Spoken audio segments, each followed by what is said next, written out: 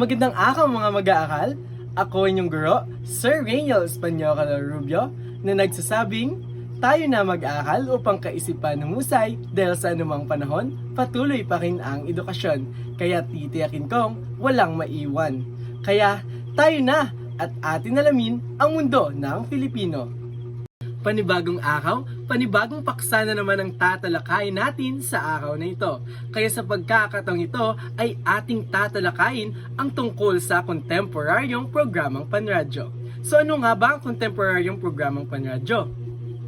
Ang kontemporaryong panradyo ay isa sa mga panitikang popular na nagbibigay oportunidad sa mga kabataan upang ipahayag ang saloobin hinggil sa napapanong isyu o balita. Nagbibigay aliw at saya din ito sa mga mambabasa at bumubuhay sa kulturang Filipino.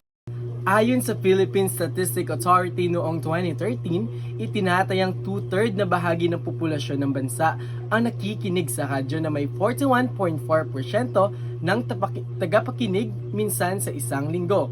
Nananatili rin itong pinakalaganap na media na nakakaabot kahit sa pinakaliblib na mga lugar sa ating bansa.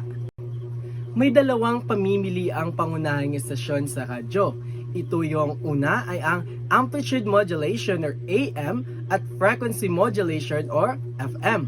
Ang mga istasyon na FM ay nakapokus ang nilalaman unang-una na sa musika, samantala ang istasyon ng AM ay nag-uulat ng mga balita, kasalukuyang pangyayari, serbisyo publiko, serial na drama at mga programang tumatalakay sa mga napapanong isyu.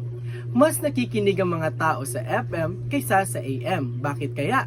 Dahil sa istasyon ng radyo kaya, mas maraming istasyon ng FM ay mayroon sa ating bansa na batay sa datos mula sa National Telecommunication Commission or NTC noong Hunyo 2016 ay may 416 na istasyon ng AM at 1,042 istasyon naman ng FM sa buong bansa ang kasama na ang mga aplikasyong hindi pa napapasyahan.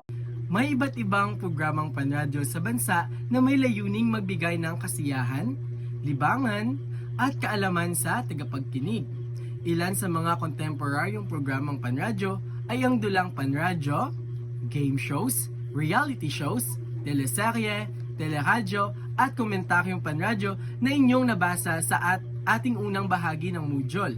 So, ang kontemporaryong panradyo ayon kay Elena Boatkin-Levy, coordinator ng Zoom Mix Radio, ay ang pagbibigay ng oportunidad sa kabataan na imapaihayag ang kanilang mga opinyon at saloobin kaugnay sa isang napapanahong isyu o sa isang kanilang napiling talakayin at pagtuunan pansin.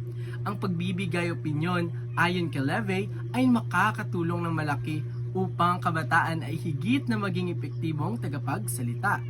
Ayon pa rin sa kanya, ang unang hakbang upang makagawa ng isang mahusay at epektibong komentaryong panradyo ay ang pagkakaroon ng malawak na kaalaman sa pagsulat ng isang sanaysay na naglalahad ng opinyon o pananaw. Kaya sa pagkakataong ito ay dumako naman tayo sa katotohanan, hinuha, opinyon at personal na interpretasyon.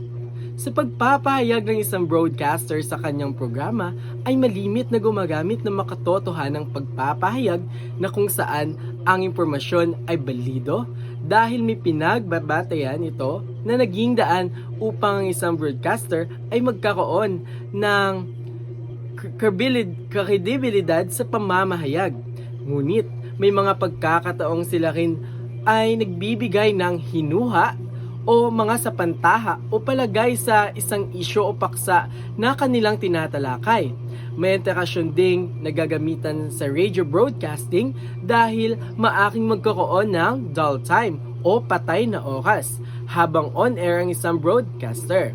Kalimitang nagpapahayag sila ng opinyon at maaari ding pinapalawig ito ng mga taong na nakapakinig sa kanila na maaring co-broadcaster o tagapakinig ng programa sa pamamagitan ng mga personal na interpretasyon. Hanggang dito na lamang ang ating talakayan. Meron pa ba kayong mga katanungan?